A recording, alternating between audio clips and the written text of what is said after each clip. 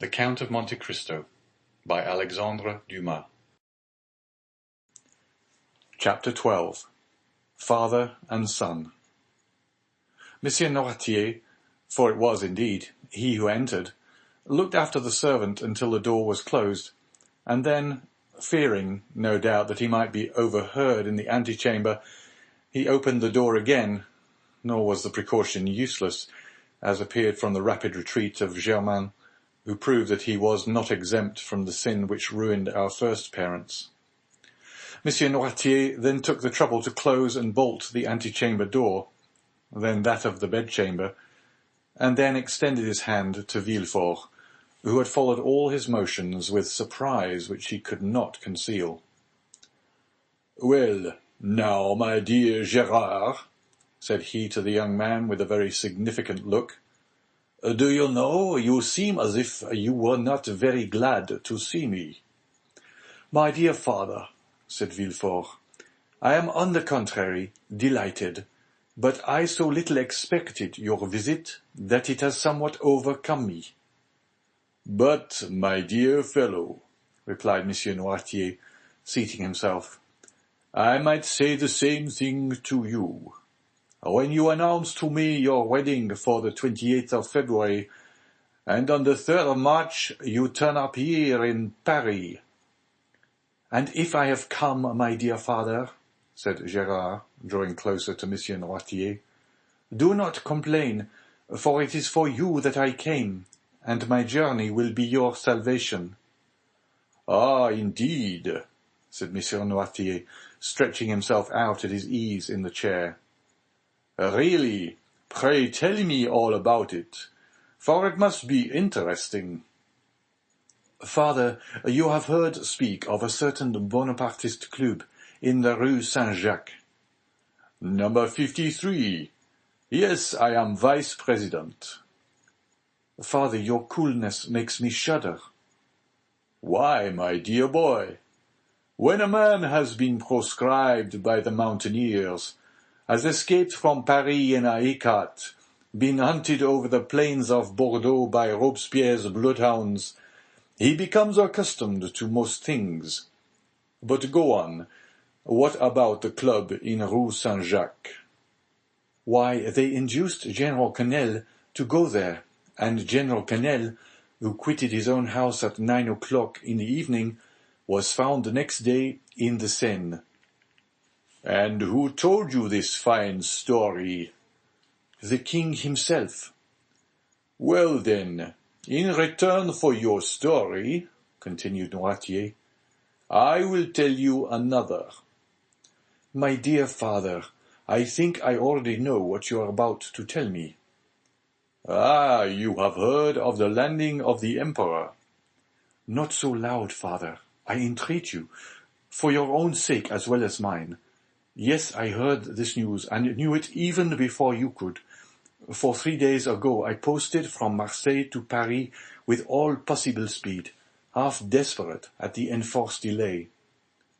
3 days ago? You are crazy.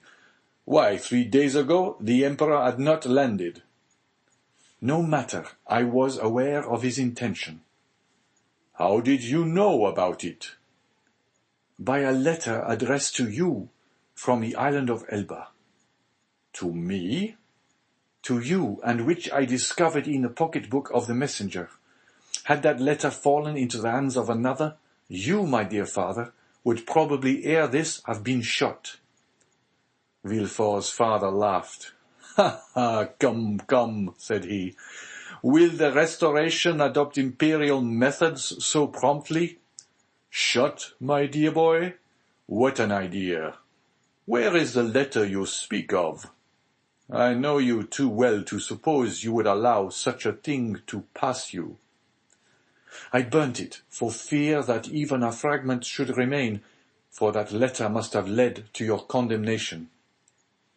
"And the destruction of your future prospects," replied Noirtier. "Yes, I can easily comprehend that. But I have nothing to fear while I have you to protect me." "I do better than that, sir. I save you." "You do? Why, really? The thing becomes more and more dramatic. Explain yourself. I must refer again to the club in Rue Saint-Jacques. It appears that this club is rather a bore to the police. Why didn't they search more vigilantly? They would have found. They have not found, but they are on the track. Yes, that's the usual phrase. I am quite familiar with it. When the police is at fault, it declares that it is on the track, and the government patiently awaits the day when it comes to say, with a sneaking air, that the track is lost. Yes, but they have found a corpse. The general has been killed, and in all countries they call that a murder. A murder, do you call it? Why, there is nothing to prove that the general was murdered. People are found every day in the Seine, having thrown themselves in or having been drowned from not knowing how to swim. Father, you knew very well that the general was not a man to drown himself in despair, and people do not bathe in the Seine in the month of January. No, no, do not be deceived. This was murder in every sense of the word. And who thus designated it? The king himself. The king! I thought he was philosopher enough to allow that there was no murder in politics. In politics, my dear fellow, you know as well as I do, there are no men, but ideas, no feelings, but interests. In politics we do not kill a man, we only remove an obstacle, that is all. Would you like to know how matters have progressed? Well, I will tell you. It was thought reliance might be placed in General Quesnel. He was recommended to us from the island of Elba. One of us went to him and invited him to the Rue Saint-Jacques, where he would find some friends. He came there, and the plan was unfolded to him for leaving Elba, the projected landing, etc. When he had heard and comprehended all to the fullest extent, he replied that he was a royalist. Then all looked at each other.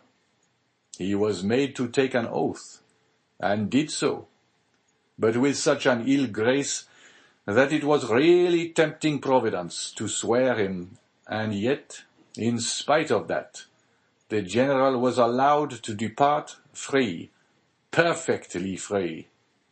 Yet he did not return home. What could that mean? Why, my dear fellow, that on leaving us he lost his way, that's all. A murder. Really, Villefort, you surprise me.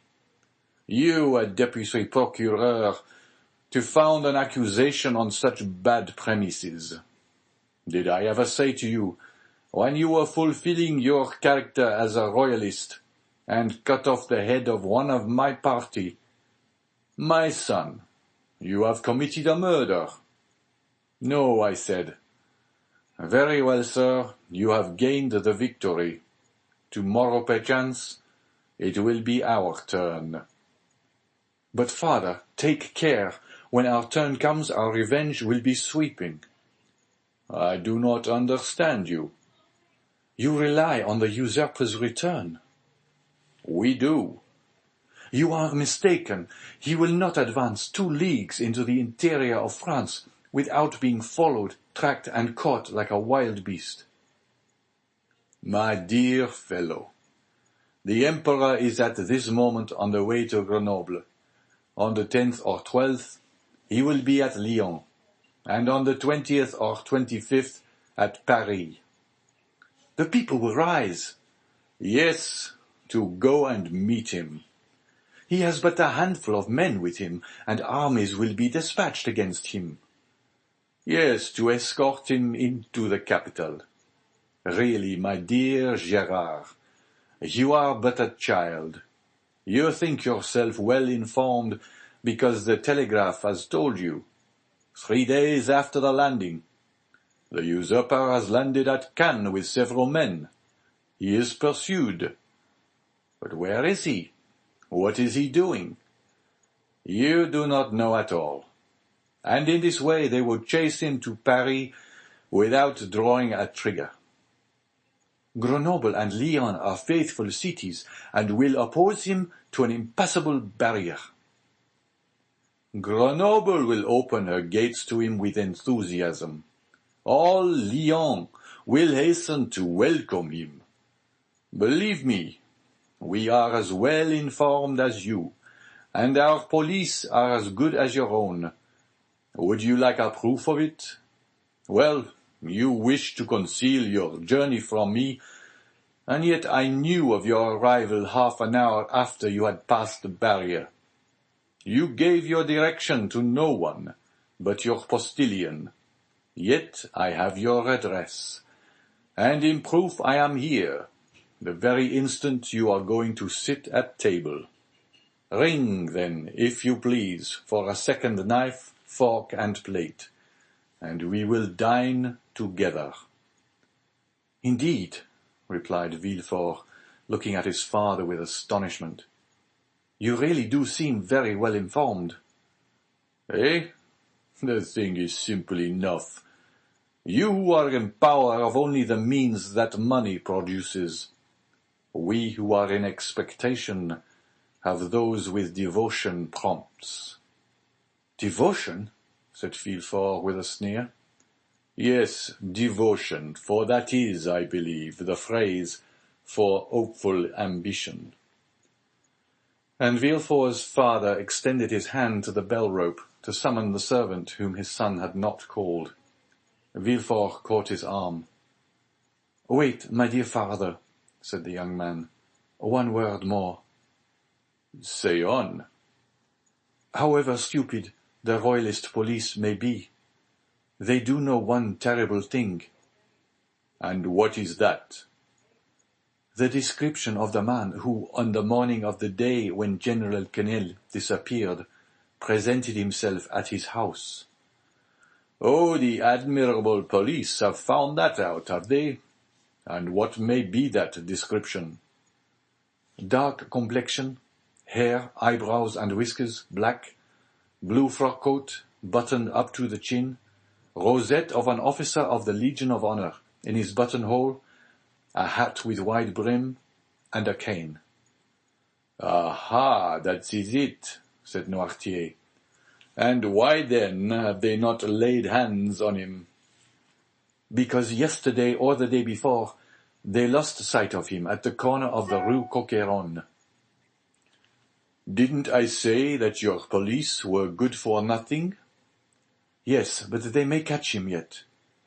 "True," said Noirtier, looking carelessly around him.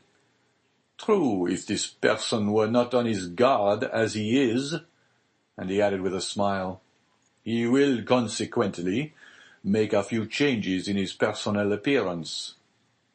At these words he rose and put off his frock-coat and cravat, went towards a table on which lay his son's toilet articles, lathered his face, took a razor and, with a firm hand, cut off the compromising whiskers.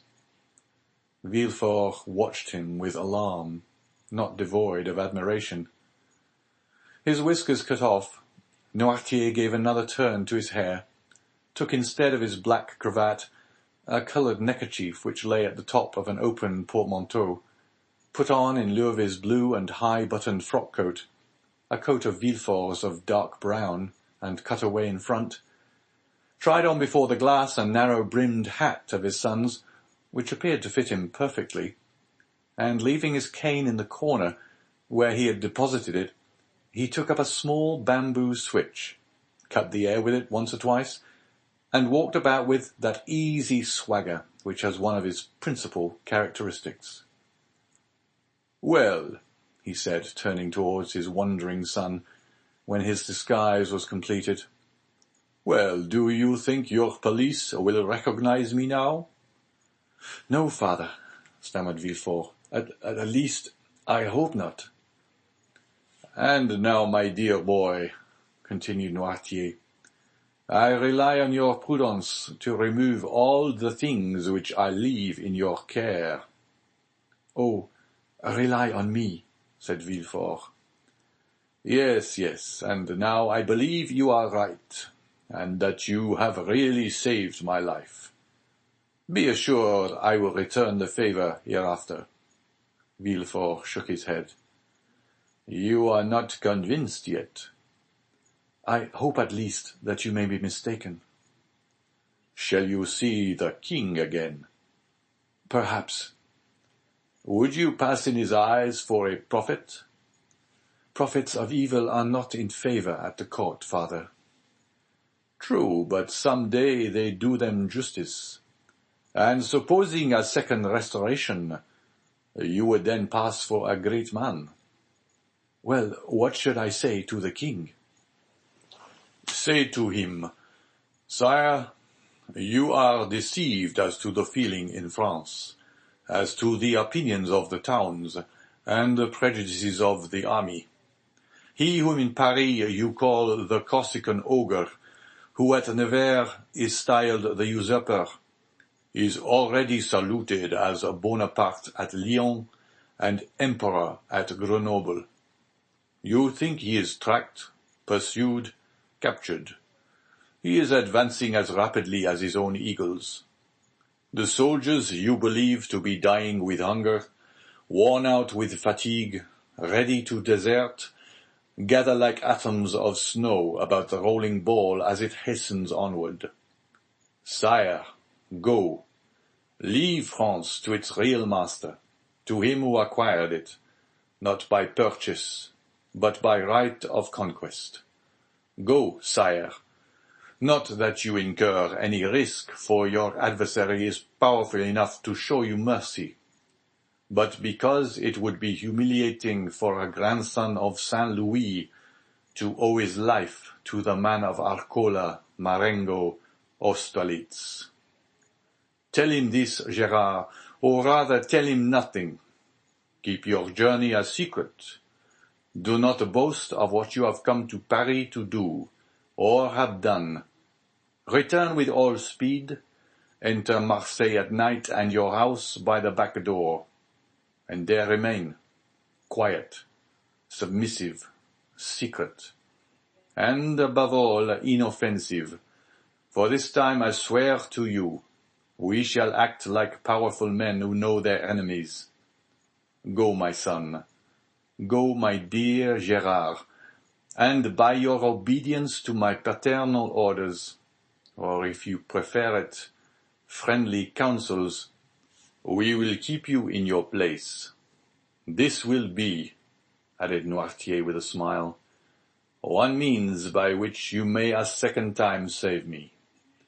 If the political balance should some day take another turn, and cast you aloft while hurling me down, adieu, my dear Gérard, and at your next journey, alight at my door. Noirtier left the room when he had finished, with the same calmness that had characterized him during the whole of this remarkable and trying conversation. Villefort, pale and agitated, ran to the window, put aside the curtain, and saw him pass, cool and collected, by 2 or 3 ill-looking men at the corner of the street, who were there, perhaps, to arrest a man with black whiskers and a blue frock-coat and hat with broad brim. Villefort stood watching, breathless, until his father had disappeared at the Rue Bussy. Then he turned to the various articles he had left behind him, put the black cravat and blue frock-coat at the bottom of the portmanteau, threw the hat into a dark closet, broke the cane into small bits and flung it in the fire, put on his travelling cap, and calling his valet, checked with a look the 1,000 questions he was ready to ask, paid his bill, sprang into his carriage, which was ready, learned at Lyon that Bonaparte had entered Grenoble, and in the midst of the tumult which prevailed along the road, at length reached Marseille, a prey to all the hopes and fears which enter into the heart of man with ambition and its first successes.